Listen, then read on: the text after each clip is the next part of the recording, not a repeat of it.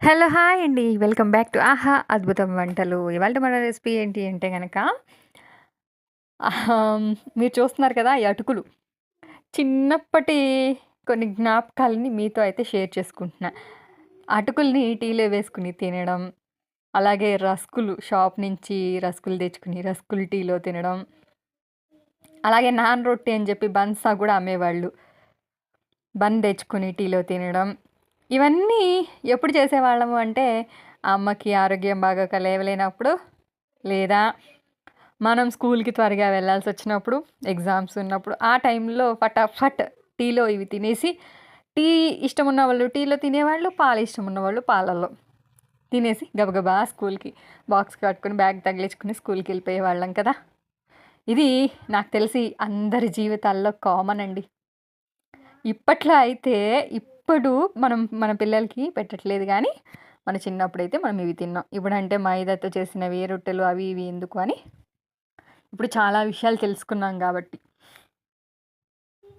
ఇక left over చపాతీలు. Night time చపాతీలు అనుకోండి మనది డిన్నర్ ఎన్నో కానీ మిగులుతాయి కదా! ఒకటో రెండో మిగులుతాయి.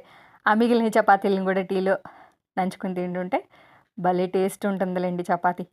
మీరెప్పుడూ ట్రై చేయకపోతే ఒకసారి ట్రై చేయండి. చాలా బావుంటుంది. టీ కూడా టేస్టీగా ఉంటది. చపాతీ కలుస్తది కదా దానిలో. మంచి టేస్టీగా ఉంటుంది టీ. సో, మంచి చిన్నప్పటి టేస్ట్‌లండి ఇవి. నాకు మళ్ళీ గుర్తొచ్చాయన్నమాట. రస్కులు 50 గ్రాములు రూ. 2. నాన్ రొట్టె అదే బన్ను రూపాయికొకటి. ఇక అటుకులంటారా? వరి పంటేసుకున్న ప్రతి ఇళ్లలో అటుకులు కామన్‌గా ఉంటాయి. అటుకులతో చాలా చేసేవాళ్ళండి. అటుకుల్లో కొంచెం పాలను చల్లినట్టు చేసి, బెల్లం కలుపుకొని కూడా తినొచ్చు. మా పిల్లాడు జామ్‌లాగా తింటున్నాడు. నిన్న చేశాను చూసారు? లాస్ట్ వీడియోలో చేసి చూపించాను కదా మీకు. మ్యాంగోది. అది జామ్ అనమాట. వాడు చపాతీలోకి ఇష్టంగా తింటున్నాడు. పిల్లలు ఇష్టంగా తింటున్నారు.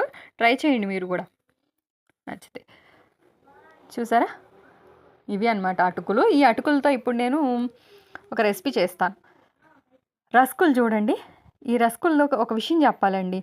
ఏంటి అంటే బాలింతలకండి డెలివరీ అయిన తర్వాత కొన్ని కొన్ని ఏరియాల్లో అండి ఆహ్, ఎ ఒక 1 మంత్ వరకు 2 పూటల అన్నం పెట్టరు బాలింతకి. ఒక పూట అన్నం పెడతారు మధ్యాహ్నం పూట. నైట్ టైము పాలల్లో ఇవి కలిపేసి ఇచ్చేస్తారు. మరి ఎందుకో తెలీదు. వీటి వల్ల ప్రయోజనం ఏమన్నా ఉందా అంటే వేడి చేసిద్ది, కుట్లు తొందరగా ఆరిపోతాయి అని అంటారు. కానీ నాకు తెలిసి వీటికంటే కూడా వీటి బదుల్లో చపాతీలు తినడం బెటరు. కొంతమందికి పడతాయి, కొంతమందికి పడవు. కానీ బాలింతలకి ఏంటో మరి పూర్వం నుంచి అలా వస్తుంది ఒక ఆచారంగా, ఒక అలవాటుగా. సో, అలా పెట్టేవాళ్ళు ఎవరన్నా ఉంటే దయచేసి మానేసి చపాతీలు పెట్టండి బాలింతకి. బావుంటుంది. చపాతీ ఇంకా ఆరోగ్యం. ఇవి జస్ట్ ఏంటి ఇవి బాలింతలకు పెట్టే ఫుడ్ అయితే కాదండి. ఆ నాన్ రొట్టెలు గానివ్వండి, ఆ రస్కులు గానివ్వండి. ఎవరో ఎక్కడో ఏమి కలిపి చేస్తారో కూడా మనకు తెలీదు. మన చేతులతో మనం చేసుకునే చపాతీలు బెటర్ గదా! బాలింత ఇంట మాటలా చెప్పండి. ఒక బిడ్డకి జన్మనిచ్చిన తల్లి గదా! అంటే ఒక పుండు పడితేనే మనం తట్టుకోలేం గదా! మరి అలాంటిది లోపల ఒక జన్మనివ్వడం అంటే లోపల అంత పుండులానే ఉంటది. పేగులవన్నీ ఎంత ఆరిపోయి ఎట్లా ఉంటాయి. అలాంటి మనుషులకి ఆ రస్కులు పెడతారండి కొన్ని కొన్ని ఏరియాల్లో. నాకైతే నచ్చలేదు అలా పెట్టడం. నాకు కూడా అలానే తినిపిచ్చారు. నేను వద్దన్నా గూడా అంటే ఇగ పెద్దవాళ్ళు వినరు గదా మన మాట. "ఏం తెలుసు నీకు?